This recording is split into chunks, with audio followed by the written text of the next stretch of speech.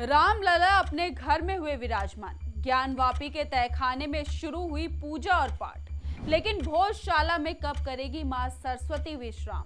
आज भी लोगों के जहन में एक ही सवाल है कि मध्य प्रदेश के धार में भोजशाला मंदिर है या फिर मस्जिद। लेकिन लोगों को अब ज्यादा दिमाग में जोर लगाने की जरूरत नहीं है, क्योंकि 2000 पेज की रिपोर्ट में यह साफ हो गया है कि भोजशाला मंदिर है। और इन 2000 पेज की एक्सक्लूसिव रिपोर्ट सिर्फ और सिर्फ आपको आयन भारत दिखाने जा रहा है। ऐसा इस सर्वे में ऐसे खुलासे हुए हैं जिन्हें सुनकर आप चौंक जाएंगे। आपको भी यकीन हो जाएगा कि भोजशाला को लेकर हिंदू पक्ष जो दावा करता रहा है वो दावे कितने मजबूत हैं, सच्चे हैं। हर फैक्ट्स में खुलकर बात करेंगे, लेकिन उससे पहले आयन भारत को सब्सक्राइब कर लीजिए। नमस्कार, मैं मंजू रुधियाल और आप सभी का स्वागत है आयन भारत में। धार की भोजशाला और कमाल मौलाना मस्जिद परिसर पर भारतीय पुरातत्व सर्वेक्षण यानी ASI सर्वे हुआ, जिसकी रिपोर्ट इंदौर हाईकोर्ट में पेश की गई। वैज्ञानिकों ने दिन रात एक करके 98 दिनों तक सर्वे किया, 2000 पेज की रिपोर्ट बनाई और उसे हाईकोर्ट में पेश कर दिया।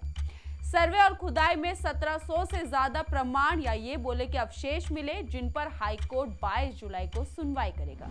यहाँ पर हिंदुओं का दावा कैसे सच साबित हुआ वो ध्यान से सुनिए। दरअसल हिंदू पक्ष के वकील ने इस रिपोर्ट के आने के बाद क्या कहा, यानी कि वकील हरिशंकर जैन ने इस रिपोर्ट के आने के बाद क्या कहा, उसे सुनिए। भोजशाला की सर्वे रिपोर्ट से हिंदू पक्ष का दावा 100% साबित हो रहा है। यहाँ 94 आर्टिकल्स मिले, इनमें टूटी मूर्तियां, शिलालेख और संस्कृत के श्लोक हैं। इससे प्रतीत होता है कि यहाँ मां वाग देवी मंदिर ही था और धार्मिक शिक्षा दी जाती थी। इसमें अलग अलग टाइम के करीब 30 सिक्के भी शामिल हैं। उन्होंने ये भी कहा कि ये हिंदू मंदिर का परिसर है, शारदा सदन है। यहाँ गलत ढंग से मंदिर को तोड़कर मस्जिद की शेप दी गई। अपनी हार को देखते हुए मुस्लिम पक्ष कहता है कि यहाँ पर प्लेस ऑफ वर्शिप एक्ट लागू होता है, इसलिए मस्जिद के साथ कोई खिलवाड़ नहीं किया जाएगा। लेकिन उन्हें कौन बताए कि आखिर प्लेस ऑफ वर्शिप एक्ट होता क्या है और कब नहीं लगता। दरअसल 1991 में लागू किया गया प्लेस ऑफ वर्शिप एक्ट कहता है कि 15 अगस्त 1947 से पहले अस्तित्व में आए किसी भी धर्म के पूजा स्थल को किसी दूसरे धर्म के पूजा स्थल में नहीं बदला जा सकता। यदि कोई इस एक्ट का उल्लंघन करने का प्रयास करता है तो उसे जुर्माना और 3 साल तक की जेल भी हो सकती है। ये कानून तत्कालीन कांग्रेस प्रधानमंत्री PV नरसिम्हा राव सरकार 1991 में लेकर आई थी और यह कानून तब आया था जब बाबरी मस्जिद और अयोध्या का मुद्दा बेहद गर्म था। लेकिन प्लेस ऑफ वर्शिप एक्ट में स्वयं लिखा गया है कि अगर कोई भी स्ट्रक्चर ASI प्रोटेक्टिव मॉन्यूमेंट है तो वहां प्लेस ऑफ वर्शिप एक्ट लागू नहीं होता है। ASI ने खुद 1952-1953 में धार भोजशाला को ASI प्रोटेक्टिव मॉन्यूमेंट घोषित किया था। तब से ये ASI संरक्षित मॉन्यूमेंट है, इसलिए यहाँ प्लेस ऑफ वर्शिप एक्ट लागू नहीं होता है। अब जहां सबूतों के आधार पर मुस्लिम पक्ष की हार हो रही है, तो वहीं इस एक्ट के तहत भी मुस्लिम पक्ष हार रहा है।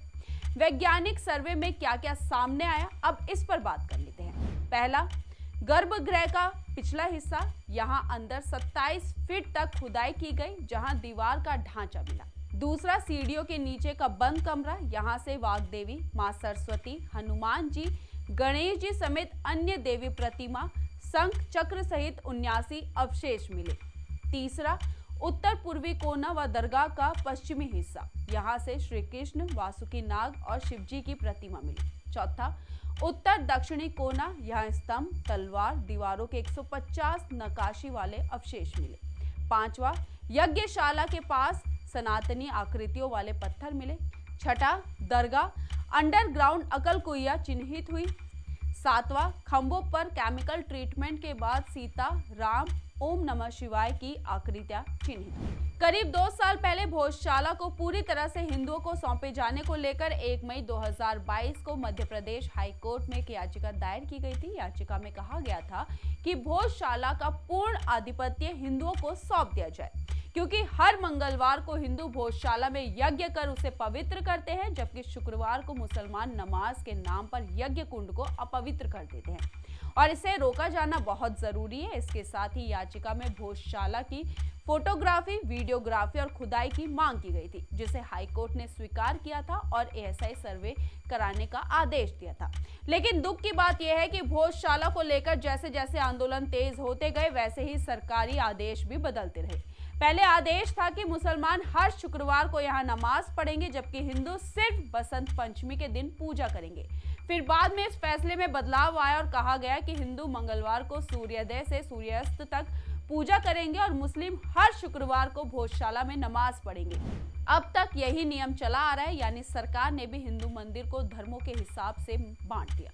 हिंदू को अपने घर में पूजा करने के लिए कोर्ट से इजाजत लेनी पड़ी, इसके बाद भी सिर्फ एक दिन हमारी झोली में आए। ये कहाँ का न्याय है? क्या धार्मिक स्थल अब धर्मों के हिसाब से बांटे जाएंगे? जबकि आर्कोलॉजिकल सर्वे ऑफ इंडिया ने अप्रैल 2003 में एक रिपोर्ट जारी की थी, जिसमें कहा गया था कि मस्जिद के निर्माण में मूल सरस्वती मंदिर की संरचना के पुख्ता प्रमाण मिले हैं। धार जिले की ऑफिशियल वेबसाइट पर भी इस बात का जिक्र किया गया है कि विवादित स्थल में ऐसी टाइल मिली है जिनमें संस्कृत भाषा का साहित्यिक रचनाएं गढ़ी हुई है, जो ये साबित करती है कि भोजशाला मां सरस्वती का मंदिर है। लेकिन बावजूद इसके हम हिंदुओं को अपनी हर धरोहर को बचाने के लिए कोर्ट का दरवाजा खटखटाना पड़ रहा है। तभी तो राम मंदिर को बनाने में 500 साल लग गए। आपको क्या लगता है? अपनी राय हमारे कमेंट बॉक्स में जरूर लिखिए और इस वीडियो को ज्यादा से ज्यादा शेयर कीजिए। धन्यवाद।